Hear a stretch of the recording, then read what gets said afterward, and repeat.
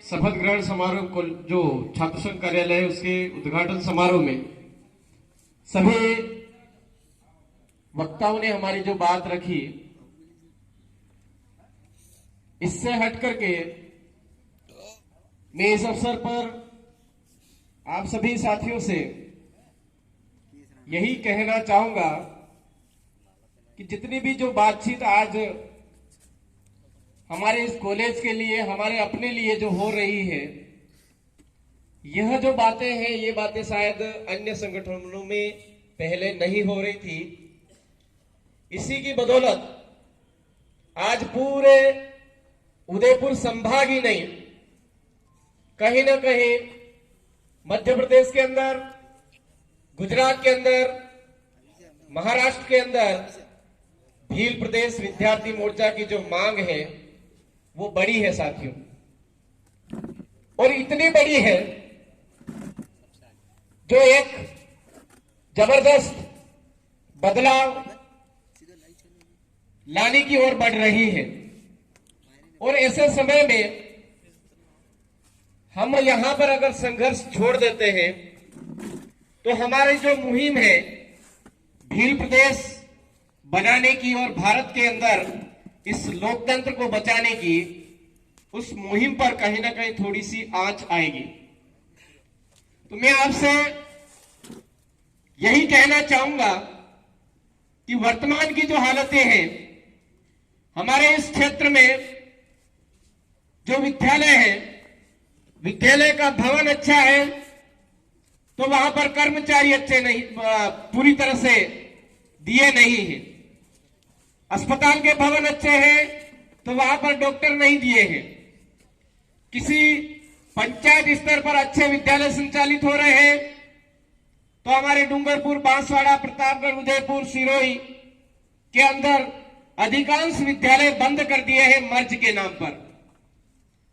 ठीक इसी तरह से हमारे कॉलेज के अंदर भी अगर हम केवल कम फीस लगेगी ऐसा चाह करके इस कॉलेज के अंदर एडमिशन लेंगे तो यहां पर भी ऐसी स्थिति आएगी, मर्ज करके कॉलेज संचालित करके निजीकरण वाला बढ़ावा ज्यादा बढ़ाए।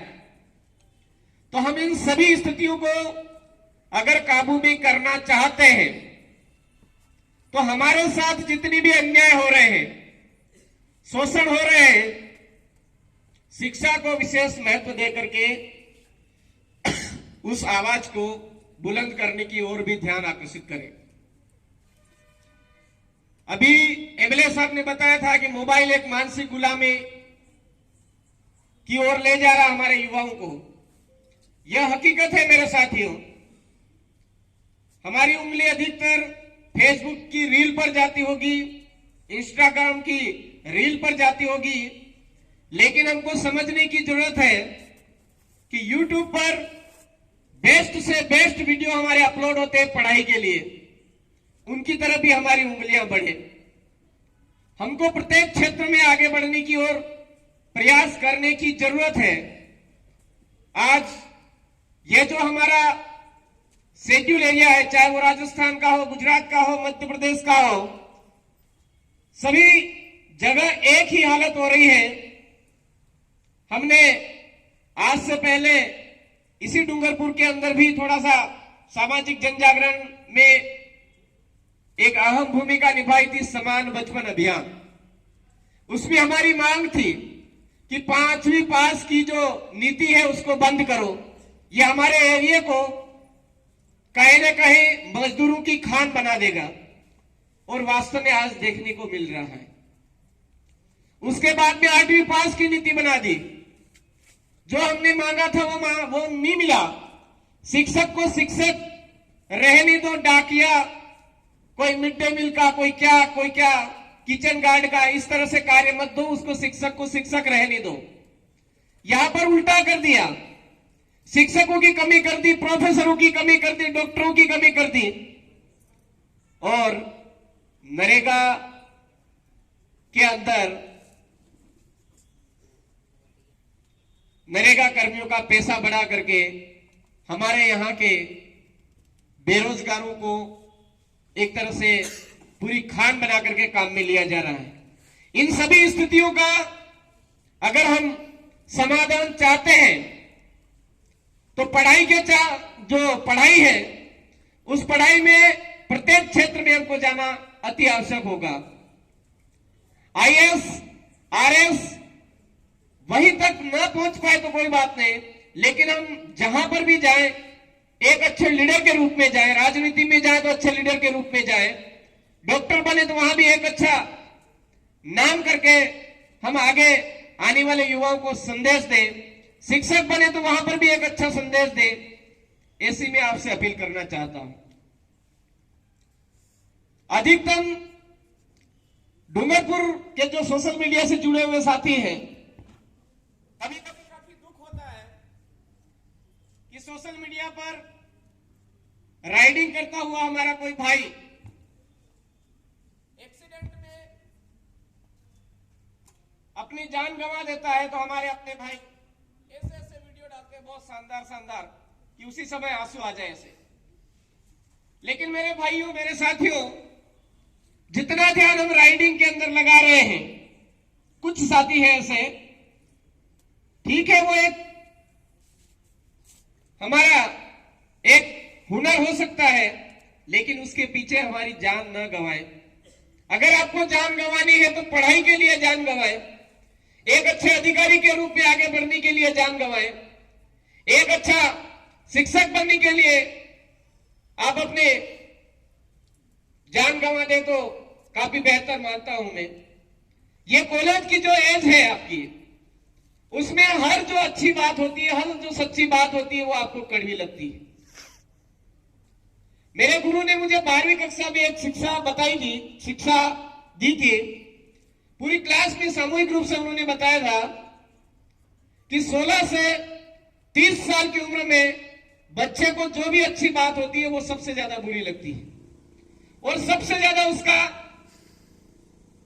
जो बुरी लगने के बाद में जो कदम बढ़ता है वो आत्महत्या की तरफ बढ़ता है। तो मेरे भाइयों, गुरुजी ने मुझे एक बात बताई थी, भगवान लाल जी टेलर नाम था उनका। उन्होंने बताया था कि जब भी आपके अंदर ऐसा एकदम से गलत कदम वाला ख्याल मन में आए तो आप वो जगह छोड़ दें। जगह छोड़ करके हमारे अच्छे दोस्त के पास में चले जाए, अच्छे गुरुजी के पास में चले जाए, हमारे किसी अच्छे रिश्तेदार के पास में चले जाए, लेकिन ऐसा गलत कदम ना उठाए। क्योंकि एक बार अगर आपने गुस्से में आकर के, आक्रोश में आकर के वो गलत कदम उठा लिया तो हमारी जो बाकी का रोना धोना 10-15 दिन चलेगा, याद करने का काम 8-10 दिन चलेगा, उसके बाद में कोई हमको याद नहीं करेगा। लेकिन अगर आप एक अच्छे कलेक्टर बन करके किसी जिले में अच्छा काम करोगे तो उस पूरे जिले के लोग याद करेंगे। अच्छे राजनेता बन करके अगर काम करोगे तो आज एमएलए साहब को जैसे पूरे भारत देश का आदिवासी युवा आइकॉन मान रहा है, आदिवासी ही नहीं, इस देश के जो 4 राज्य हैं, 4 राज्यों में तो प्रत्येक वर्ग युवा आइकॉन मान रहा है, उस तरह से आपको भी आइकॉन मानेंगे। हम अपनी जिंदगी फोकट में ना गवाएं, आत्महत्या की तरफ हमारा जो कदम है उस कदम को रोकें। ऐसी मैं आपसे उम्मीद करता हूं, आशा करता हूं, ऐसा गलत कदम ना उठाएं। इस कॉलेज के अंदर लाइब्रेरी की बात है, हमारे यहाँ के गुरुजनों की बात है, यहां पर मुझे बहुत जबरदस्त लगा, अच्छा लगा। अन्य जगह काफी ऐसे प्रोफेसर जो संचालन के दौरान भी राजनीति की लैंग्वेज में बात करते हैं, लेकिन यहां पर मुझे लगा हमारे विद्यार्थियों को एक अच्छे और सच्चे मार्ग पर ले जाने का कार्य इस एसबीपी कॉलेज के प्राचार्य महोदय और यहाँ के स्टाफ गण जो बातचीत कर रहे हैं उनसे मुझे काफी प्रभावित हुआ। तो मैं यही उम्मीद करता हूं कि ये जो डूंगरपुर की धरा है, और खास करके ये एसबीपी कॉलेज है, आज 4 राज्यों में नाम चल रहा है, 4 राज्यों में ना चल करके मैं चाहता हूं ये आगे बढ़े और पूरे भारत देश में नाम चले इस एसबीपी कॉलेज का, ऐसी मैं उम्मीद करता हूं। इस कॉलेज में आकर के मुझे जो सम्मान मिला, आप सबका स्नेह मुझे जो मिला, इसके लिए मैं आप सबका आभारी। बातें कहने को बहुत कुछ है, समय समय पर काफी कार्यक्रमों में होती रहती है। आज के लिए इतना ही काफी, अगले समय में फिर मिलेंगे। जय जोहार, जय आदिवासी, जय भील प्रदेश, जय संविधान, जय भारत। धन्यवाद, आभार।